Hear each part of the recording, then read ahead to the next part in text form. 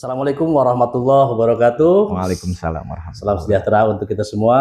Selamat datang di podcast Fakta Hukum Indonesia.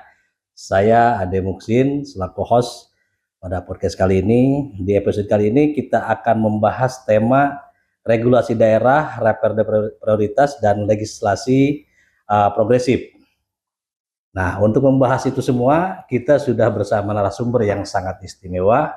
Di sini saya bertemu dengan narasumber Bapak Ombi Hariwibowo selaku Ketua Badan Pembentukan Peraturan Daerah DPRD Kabupaten Bekasi.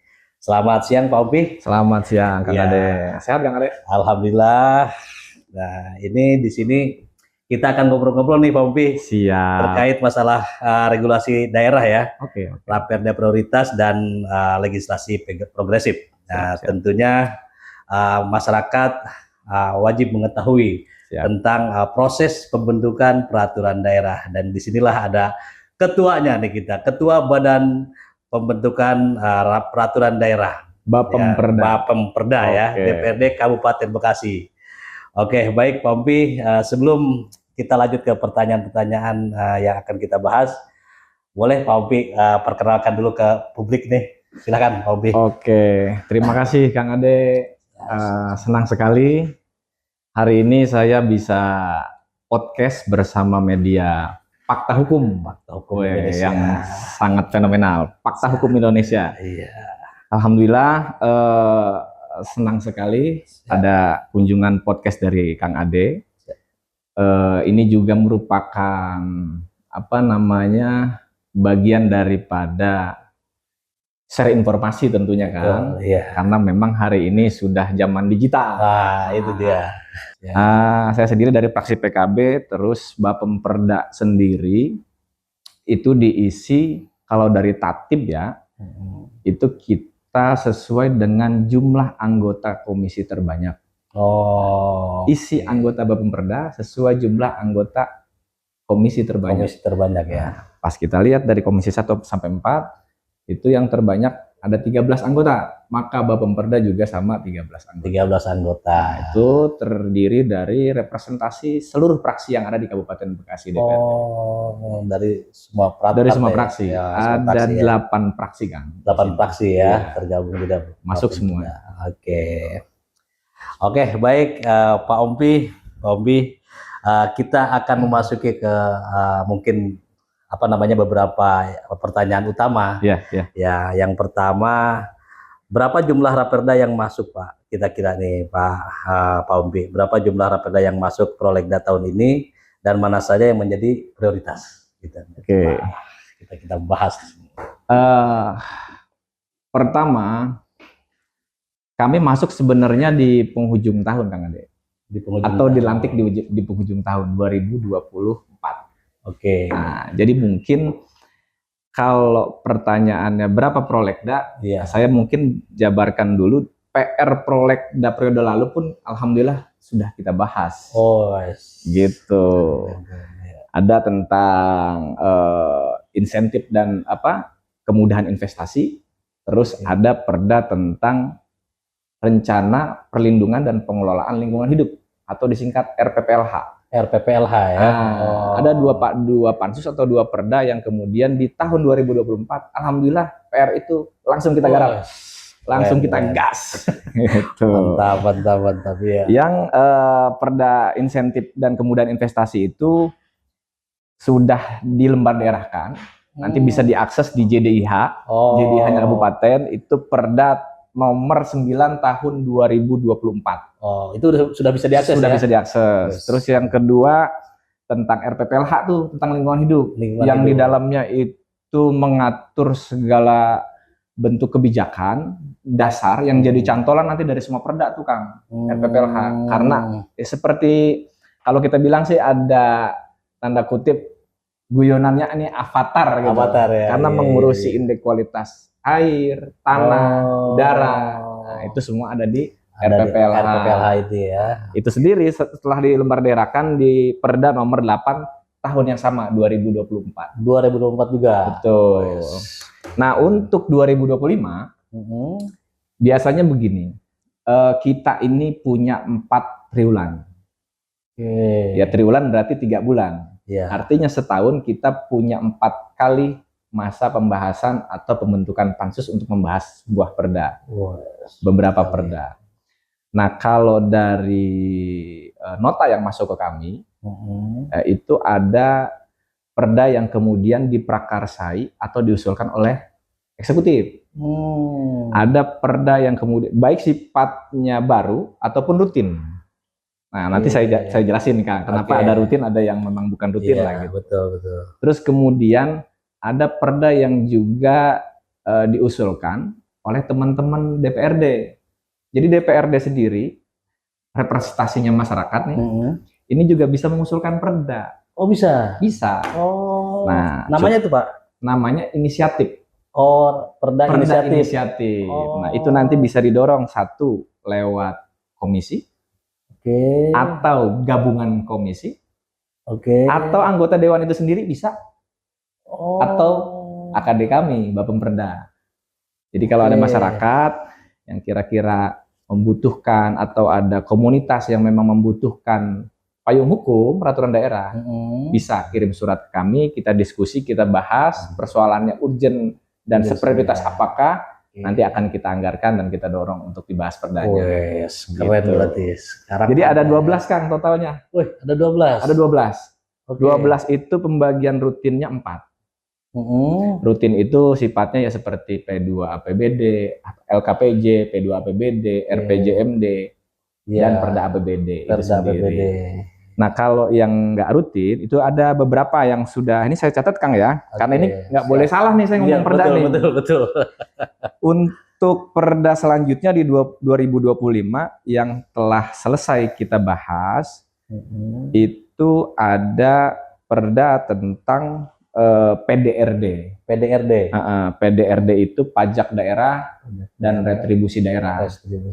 Ini sifatnya revisi karena ada beberapa retribusi dan pajak daerah itu yang harus kita sesuaikan dengan instruksi dari pusat. Nah, ini perda nomor 1 tahun 2025. Sudah keluar perdanya. Terus yang kedua, perda tentang persampahan. Ini menarik nih kan. Persampahan ini adalah isu yang tidak akan habis ila yaumil qiyamah kalau kita sebut gitu. Sampah itu ya? Iya, karena sampah itu selalu berkaitan kan. Ada manusia pasti ada sampah. Iya. Ada aktivitas pasti ada sampah. Pasti ada sampah ya. Maka Bekasi perlu dong perda sampah. Iya, betul. Nah, yang spiritnya perda persampahan ini adalah upaya kami dengan pemerintah daerah eksekutif dalam hal ini mengatasi atau mengentasi persoalan sampah terutama dari hulu Kang. Iya, dari hulu dulu. Dari hulu. Nanti di situ kita amanahkan di dalamnya perda persampahan itu masyarakat, terus juga pelaku industri, pelaku properti, bahkan struktur kepemerintahan sampai level desa kelurahan, itu nanti kita dorong untuk membuat atau memiliki TPS atau TPS 3R, TPST atau TPS 3R. Per setiap desa kelurahan, kecamatan, kawasan industri, kawasan permukiman. Karena kalau selama ini mereka hanya buang. Ya, betul. Baik lewat petugas ataupun bahkan kadang kita sangat prihatin juga banyak masyarakat yang masih buang sampah sembarangan. Itu. Ya. Nah, terus Bekasi ini baru bisa pendamping. Pendamping itu sampahnya diambil dari berbagai sumber, dibuang ke berangkeng, ditumpuk begitu aja. Nah, sangat prihatin persoalan sampah kita. Maka perda ini diupayakan bisa mengurai persoalan sampah. Terutama dari hulu. Kalau ini berhasil, maka debit sampah kita akan berkurang. Nah ini, perda ini setelah kita bahas. Dari Propemperda 12 Propemperda itu. Perda nomor 2 tahun 2025. Nah, selanjutnya ada 3 perda yang kemudian sedang masuk dalam proses lembar daerah. Atau sebagian ada yang masih difasilitasi di Jawa Barat. Ada perda tentang LP2B.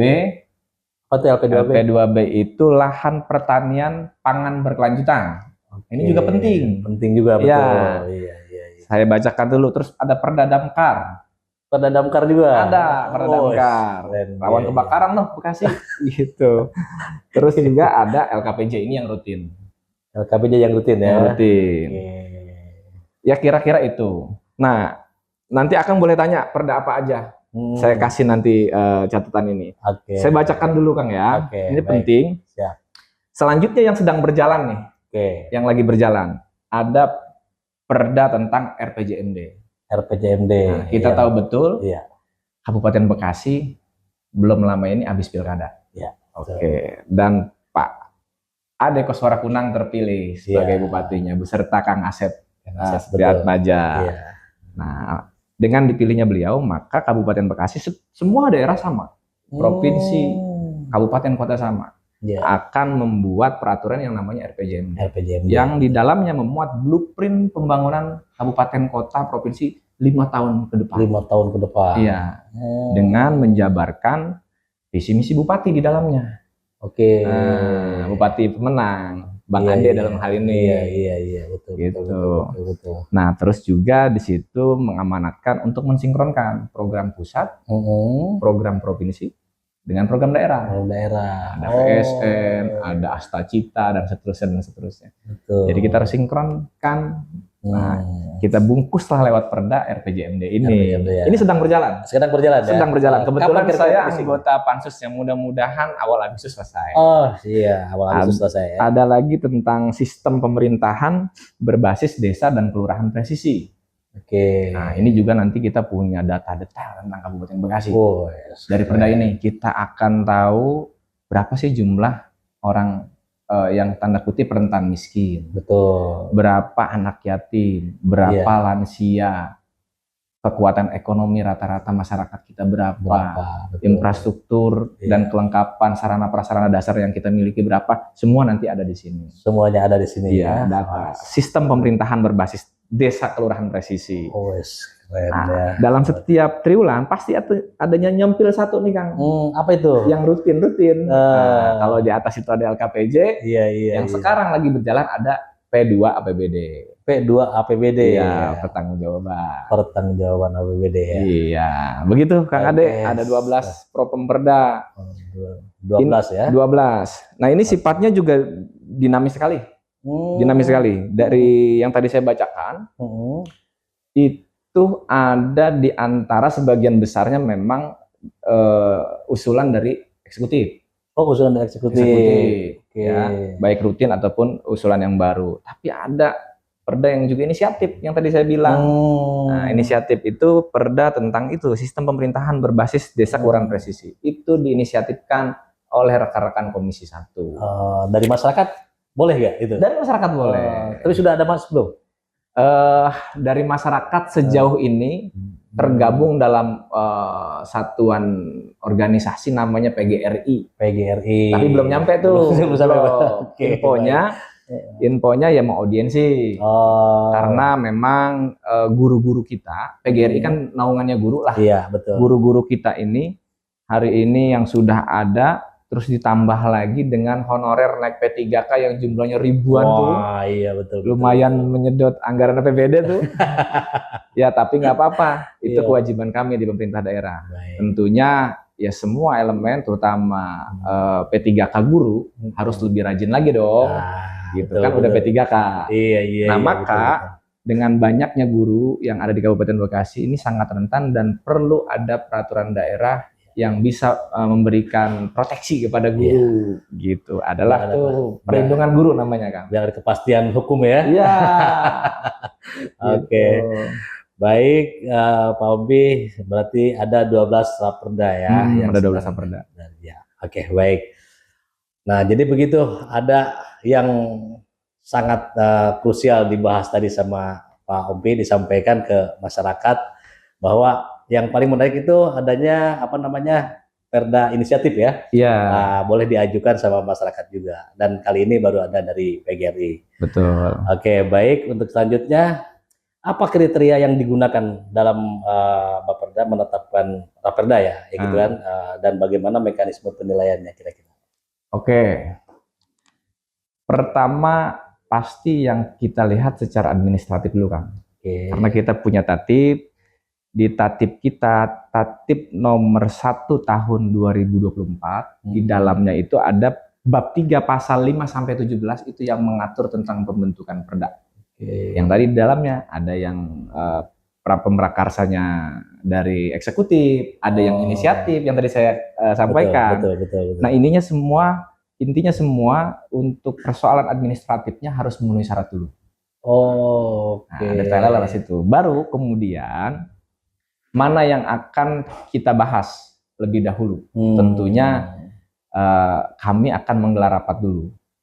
Menggelar rapat, namanya rapat kerja Bapemperda, terus kemudian juga akan kita rapatkan kembali di rapat konsultasi bersama seluruh pimpinan. Pimpinan AKD dan pimpinan praksi. Asas administrasi, asas urgensi tentang priority, kebetulan juga mandatori dari pusat. Itu yang kira-kira jadi pertimbangan kita. Jadi pertimbangan ya. Ya. Tapi spiritnya, Kang Ade, apapun yang akan kita bahas, kita hakul meyakini, dan ini menjadi komitmen kami di DPRD, terutama di Bapemperda, harus perda yang kemudian pro rakyat. Pro rakyat ya. Ya. Baik, selanjutnya, seringkali nih raperda mandek nih Kang, ya kan gitu kan, atau tidak tuntas dibahas, ya kan gitu. Jadi apa akar persoalannya Kang? Teknis, politik, atau birokrasi kira-kira? Ini menjadi sunatullah ya, karena pasti ada aja tuh. Kadang-kadang perda itu, kalau nggak di Bekasi di daerah lain, kalau nggak di provinsi lain, bahkan pusat pun kadang ada undang-undang yang mandek gitu kan. Betul. Jadi ini saya bilang sunatullah. Nah, cuman kalau persoalannya apa? Saya pikir yang pertama, kalau kemudian perda ini bergulir menjadi sebuah pansus, ini 99%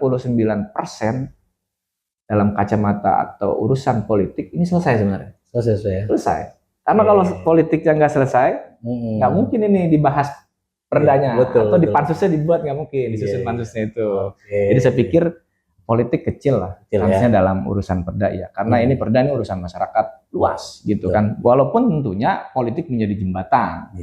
Kita mau paripurnakan perda ini, ya kepala daerahnya harus hadir gitu. Tapi sudah konfirmasi ke kami, ada hal yang urgent yang kemudian kita harus mereschedule paripurna untuk memparipurnakan perda tersebut. Iya. Pun begitu juga LP2B. Gitu. Berarti teknis Kang ya? Teknis sangat teknis. Jadi politik sama birokrasi kayaknya kecil ya? Kecil. Karena perda juga, pansus juga dalam membahas perda itu sebenarnya sudah cukup ideal, diberikan waktu yang cukup lama. Ya, kira-kira 1 sampai 1,5 bulan itu kan cukup lama untuk membahas perda. Betul. Jadi yang lebih banyak sih atau dominan urusan perda mandek itu biasanya hal-hal teknis sih. Teknis ya? Saya pikir ya, hal-hal teknis. Jadi hal-hal teknis. Jadi tidak ada unsur politik ataupun birokrasi. Ya. Kalau mandek itu begitu pemirsa. Oke, Bang Ompi ya, saya panggil Bang Ompi aja ya. Oke, Bang Ompi. Yang keempat ini saya mau bertanya mengenai apakah Bapemperda membuka ruang partisipasi masyarakat sipil, akademisi, atau media dalam proses penyusunannya kan? Nah, kira-kira. Nah, tadi seperti saya sampaikan di tatib itu, tatib DPRD, Peraturan DPRD nomor 1 2024, bab 3 pasal 5 sampai 17. Itu diamanahkan. Jadi dalam setiap penyusunan perda yang itu disusun melalui pansus biasanya, itu pasti kan melibatkan pihak-pihak bukan hanya dari eksekutif ataupun legislatif, kira-kira begitu. Contoh LP2B, kita melibatkan KTNA, kelompok-kelompok tani. Jadi yang memang beririsan dengan perda yang kita bahas. Kira-kira begitu. Ya nanti kalau mau bahas perda tentang perlindungan guru, ya pasti kita akan undang unsur pendidik. Iya. Nah kalau untuk elemen mahasiswa dan lain-lain, biasanya mereka hadir dan kita welcome. Media hadir karena memang pansus yang kita gelar ini juga sifatnya terbuka.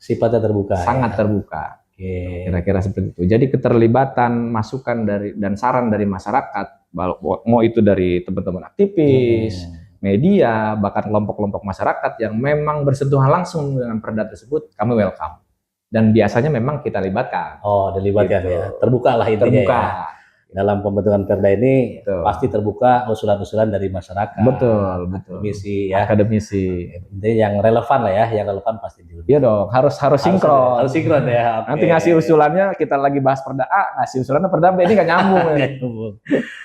Oke, baik Bang Opi. Ini pertanyaan selanjutnya, apakah dilakukan evaluasi berkala terhadap efektivitas Perda yang sudah disahkan? Nah, adakah mekanisme monitoring atau revisi? Ya, ini poin sangat menarik. Ini pertanyaan yang saya tunggu-tunggu nih Kang Ade. Siap. Ini juga jawaban saya sebagai bentuk aspirasi saya juga ya dalam konteks ini sebagai DPRD. Jadi setelah saya dan teman-teman masuk di Bapemperda, kita melihat ada beberapa kekurangan memang yang kita miliki. Satu, JDIH, ya, kamus online-nya Peraturan Daerah Kabupaten Bekasi. Di forum yang berbahagia ini saya sampaikan itu belum sepenuhnya lengkap. Belum sepenuhnya lengkap. Ada beberapa perda yang saya cari di situ nggak ada. Belum. Maka ya kita butuh alat. Butuh alat untuk meneropong mana yang kemudian masih relevan.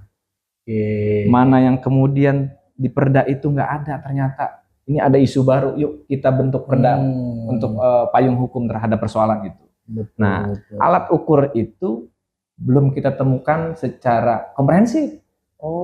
Nah, maka dalam diskusi ini juga mungkin nanti rekan-rekan eksekutif bahkan legislatif juga mendengar.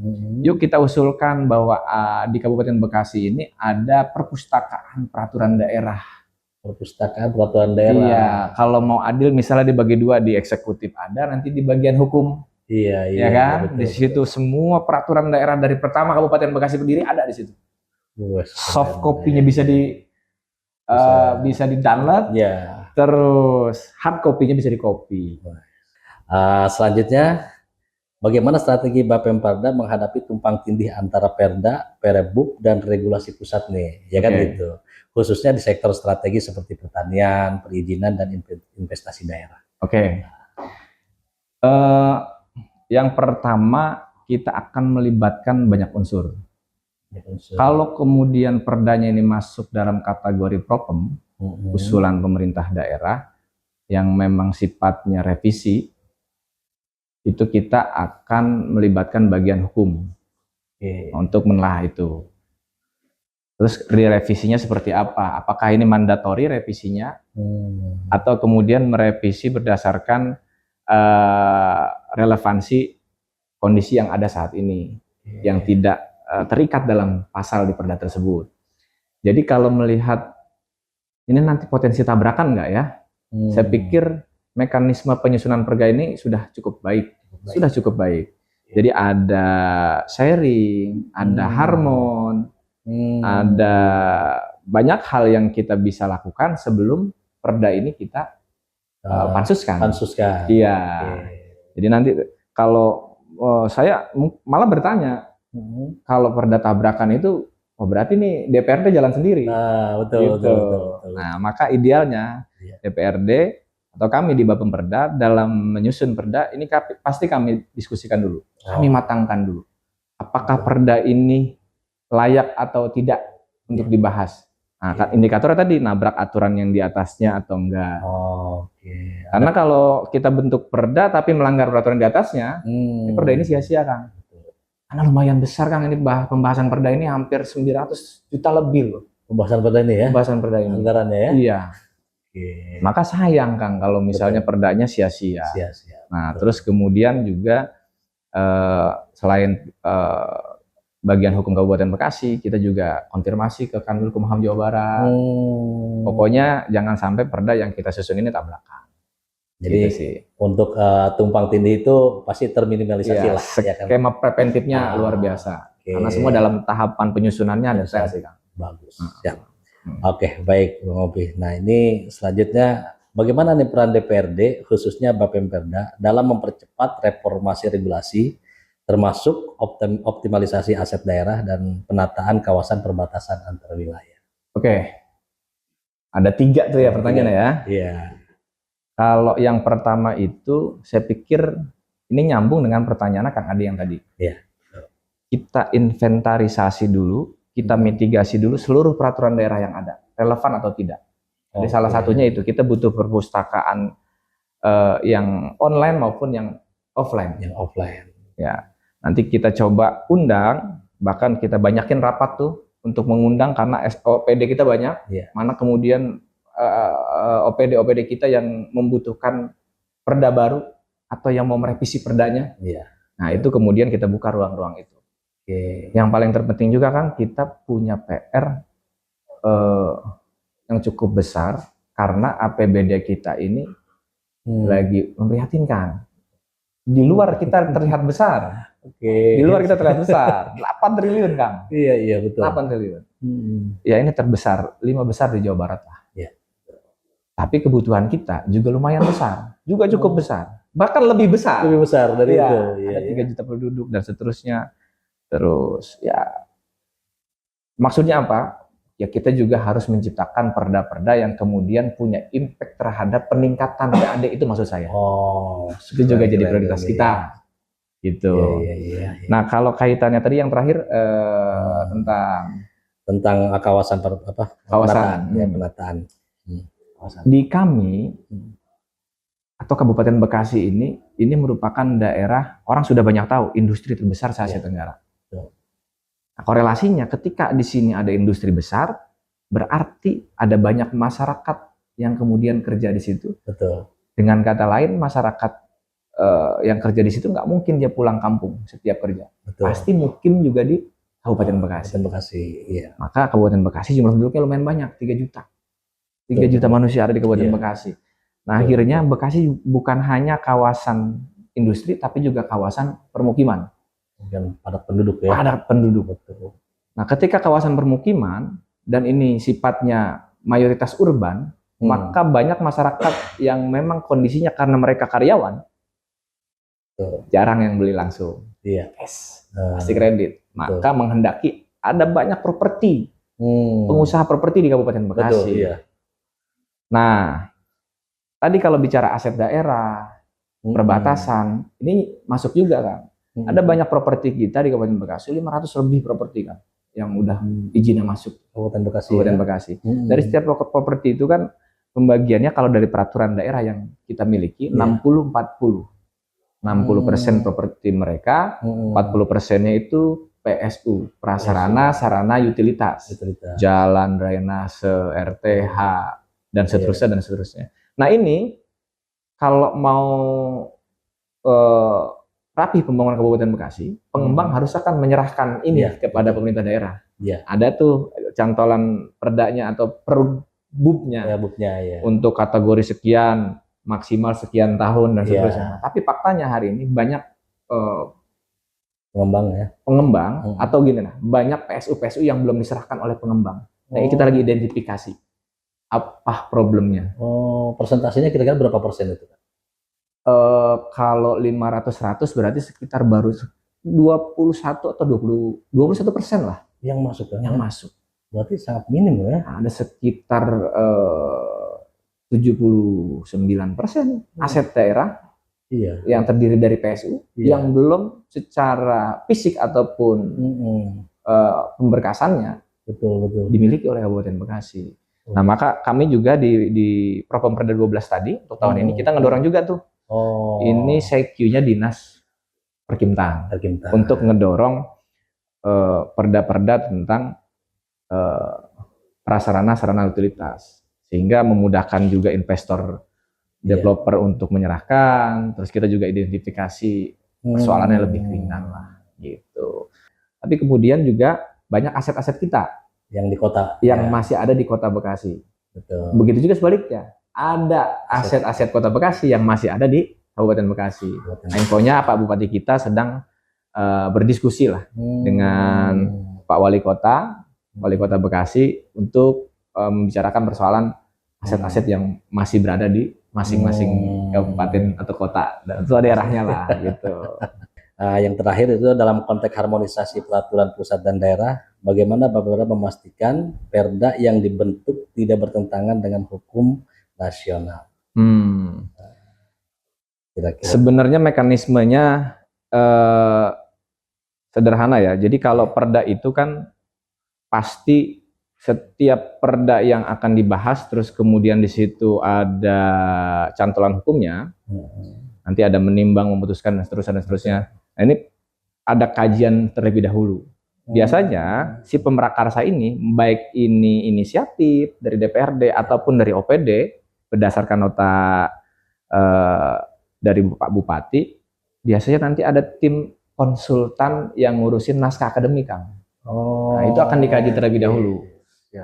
Jadi yang tadi saya bilang, masyarakat bisa, tapi siapkan juga naskah akademiknya, gitu. Atau memohon kepada DPRD, misalnya ini mitranya urusannya ada di Komisi 1, 2, 3, atau 4, atau ini urusan yang sangat umum bisa ke Bapemperda, nanti juga kita siapkan naskah akademiknya. Nah, dalam konteks penyusunan akademik itu yang kemudian kita akan telaah, jangan sampai ini bertabrakan dengan peraturan-peraturan yang ada di atasnya, terutama peraturan dari pusat. Gitu kan. Keren. Ini apa namanya yang mau disinggung terkait pengajuan perizinan UMKM ini, Kang. Oke. Ini menurut pendapat Bang Ketua gimana ini kira-kira?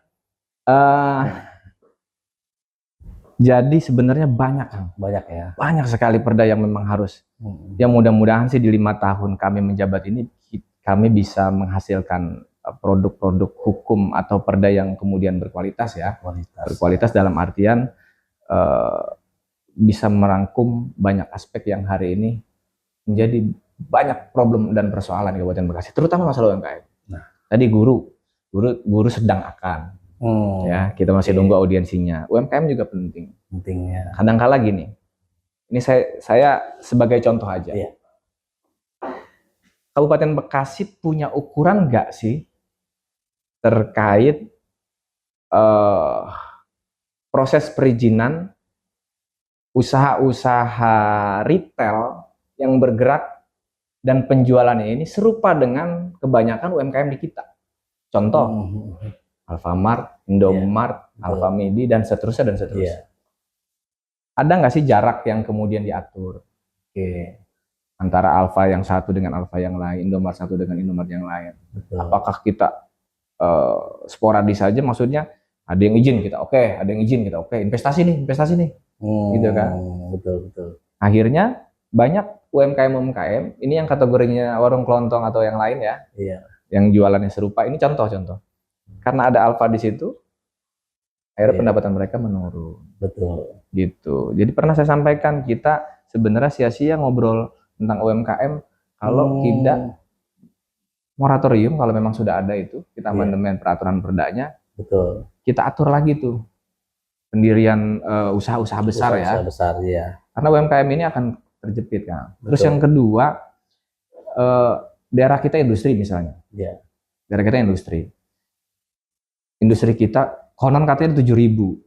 Ada yang bilang 9.000 dengan beberapa aspek skala menengah dan kecil gitu. Betul. Kan. Itu yang gede-gede 7.000. Kalau 7.000 itu perusahaan punya kantin misalnya, ini pemikiran sederhana. Iya. Punya kantin misalnya, terus kita buat perda tentang UMKM itu yang di dalamnya mengamanatkan bahwa setiap perusahaan harus menggandeng dunia UMKM. Iya. Setiap industri harus menggandeng UMKM.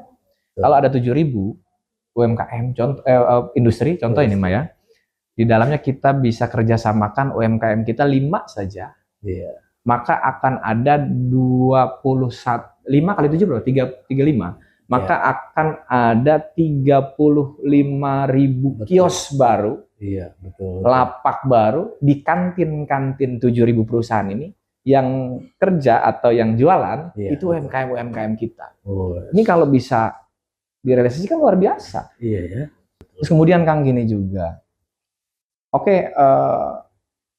Ada perda kita tentang kawasan bebas rokok misalnya. Iya. Nah, ini juga jadi perbincangan nih. Saya buka saja. Iya. Di perda yang terakhir itu kan kita menolak semua, nggak boleh ansih ada pokoknya titik, nggak boleh ada iklan rokok di reklame atau billboard yang hari ini ada. Padahal kalau menurut salah satu atau banyak pengusaha billboard yang paling rame langganan itu pengusaha rokok. Ya, ini kan ada 2 tema nih, ada konten iklannya, betul, yang nggak boleh langsung dan sebagainya. ada mekanisme pengiklanannya yang di dalam ada PAD. Iya, betul. Nah, maka saya pikir ini juga perlu direvisi.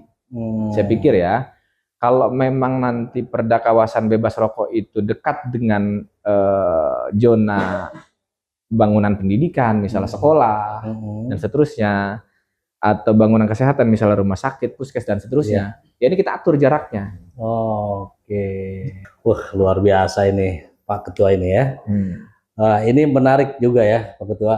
Namun waktu kita nih sepertinya udah mepet. Jadi itulah tadi diskusi seputar BPPADA dan wajah legislasi lokal yang sering dianggap teknis tapi sebenarnya sangat strategis. Terima kasih sudah mendengarkan rekan-rekan, para pendengar, para penonton. Jadi kesimpulannya, hukum harus dipahami, bukan ditakuti. Regulasi harus dikawal, bukan disakralkan. Cakep. Sampai jumpa di episode selanjutnya. Saya Ade Muksin. Saya Om Haribo. Ya, terima kasih. Assalamualaikum warahmatullahi wabarakatuh. Waalaikumsalam warahmatullahi wabarakatuh.